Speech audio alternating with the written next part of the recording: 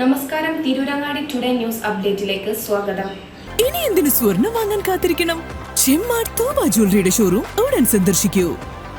വാർത്തകൾ വിശദമായി. നിലമ്പൂരിൽ വോട്ടെടുപ്പ് ആരംഭിച്ചു.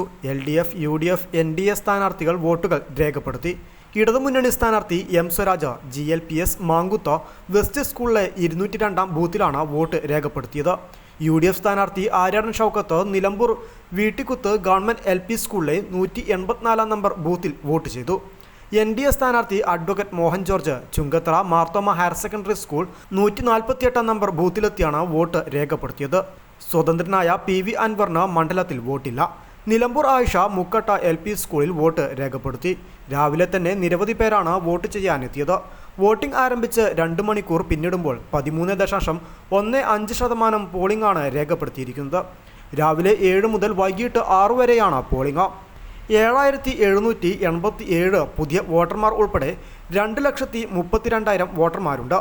1,13,613 പുരുഷ വോട്ടർമാരും 1,18,760 വനിതാ വോട്ടർമാരും 8 ട്രാൻസ്ജെൻഡർ വോട്ടർമാരും 373 പ്രവാസി വോട്ടർമാരും 324 സർവീസ് വോട്ടർമാരുമാണ് ഉള്ളത്.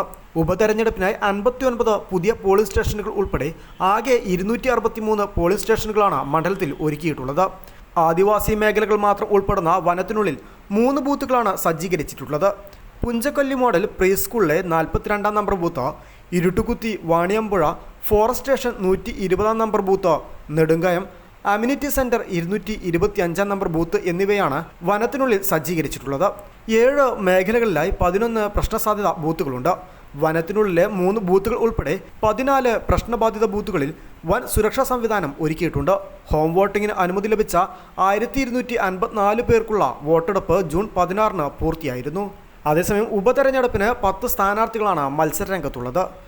NDA സ്ഥാനാർത്ഥിയായി അഡ്വക്കേറ്റ് മോഹൻ ജോർജ്, UDFന് വേണ്ടി ആര്യാടൻ ഷൗക്കത്ത്, LDFന് വേണ്ടി M. സ്വരാജ്, SDPIക്ക് വേണ്ടി അഡ്വക്കേറ്റ് സാദിഖ് നാടുത്തോടി, സ്വതന്ത്രന്മാരായ PV Anvar, N. Jayarajan, Radhakrishnan Namboothiripad, Vijayan, Satheesh Kumar G, Harinarayanan എന്നിവരാണ് മത്സരിക്കുന്ന സ്ഥാനാർത്ഥികൾ.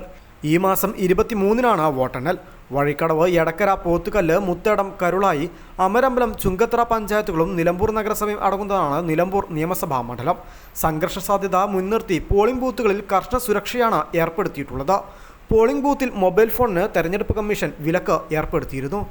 ഇടതു സ്വതന്ത്രനായി നിലമ്പൂരിൽ ജയിച്ച PV അൻവർ സർക്കാരുമായുണ്ടായ അഭിപ്രായ വ്യത്യാസത്തെ തുടർന്ന് രാജിവെച്ചതോടെയാണ് ഉപതെരഞ്ഞെടുപ്പിലേക്ക് നിലമ്പൂർ നീങ്ങിയത്.